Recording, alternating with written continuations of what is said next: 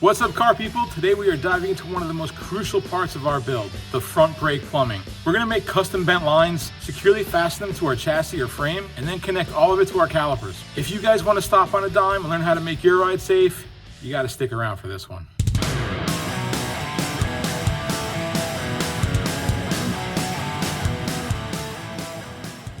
What's up, YouTube, and welcome back to another episode of In the Shop TV. In the last episode, we got an oil catch can installed, and we talked about the differences between all different types of oil catch cans, what they do, and what was right for our build. So prior to that, we finally got our LS running.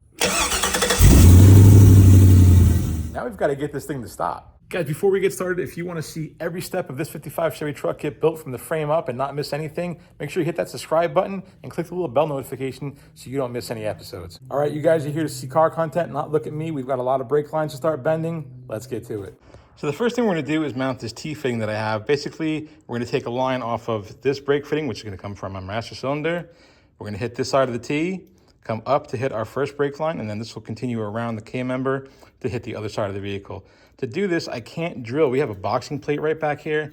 I can't drill because I have to take the headers off, the engine's in the way, so I'm gonna take advantage of one of these holes, drill through this way, get our hole for this, and get this mounted.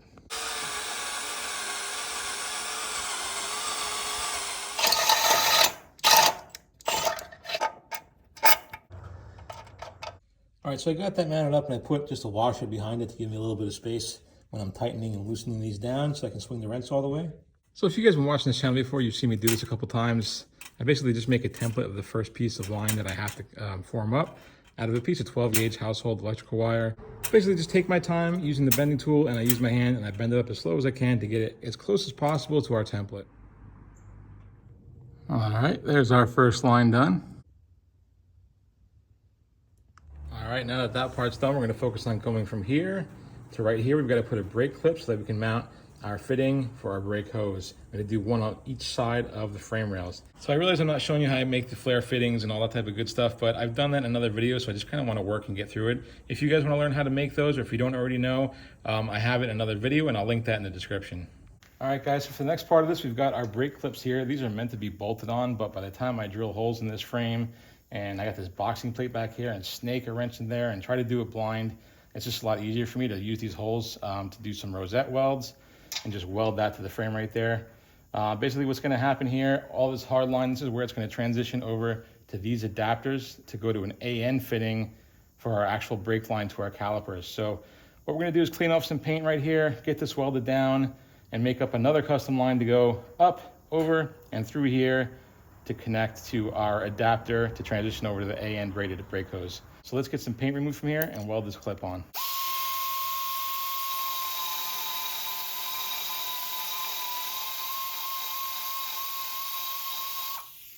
Now I'm wanting to mount this as far forward as I can because of this bend that's going to be right here. It doesn't give me, if I go back here, it doesn't give me a lot of real estate to work with in terms of having a straight piece of tube to get our brake fitting and flare onto. So the further forward I come means two things. The easier our bend is, the easier it is to flare this end, and the less strain we'll have on our brake hose.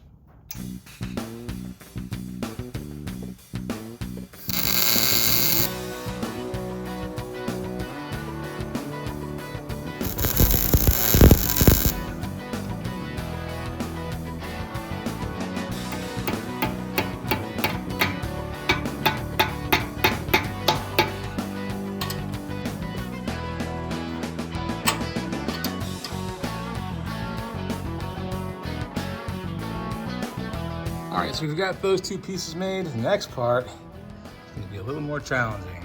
We've got to come from the other end of that T, down the boxing plate, down the cross member, across the other side, up, and then catch our other end right there. I know it's kind of hard to see down here, but that's starting from there, going down, coming across, going back up, and then folding over the frame rail.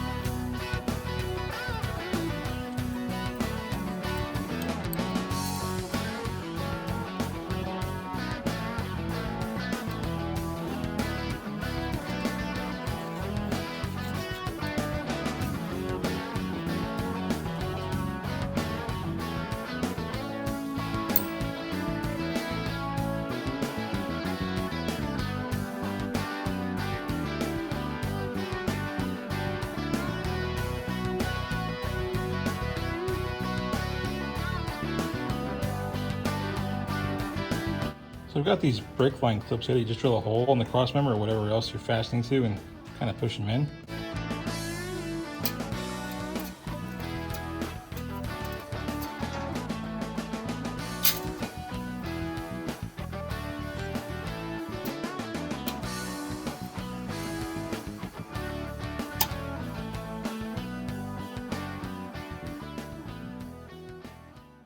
Okay, so all our hard lines are done all the way across the crossmember. What I want to do now is get these adapters threaded into our caliper back here. Normally you would just use a banjo bolt with like an ordinary brake hose, but in this case with these aftermarket calipers, Willwood especially, they use this 1/8 NPT fitting back here. And I guess it's kind of popular with these calipers. People like to use brake hoses that have AN fittings on the end of it rather than the traditional style with banjo bolts. So you can use a banjo bolt, no problem, but good luck finding 1/8 NPT banjo bolts to fit, because they're not usually they are out there, you can get them, but it's just way more common to find stuff like this and just use a regular AN fitting brake hose. So that's what we're gonna do. So I'm gonna coat these threads. This is an NPT fitting, so you do wanna coat the back of these or they enter the caliper. I'm a big fan of this True Blue stuff. If you don't have this, you wanna use something that has PTFE. Willwood actually says to use tape on these, but I'm not a big fan of putting tape on brake fittings. And again, normally people are gonna say, well, you don't need to use thread sealant on brake parts. That's true when you're using something that's flared like what we just put together, but these are NPT fittings and you do wanna use a thread sealant on these. Just make sure when you use pipe dope to not get them close to the edge here. You wanna start like, 2 or 3 threads back and then work your way up with it.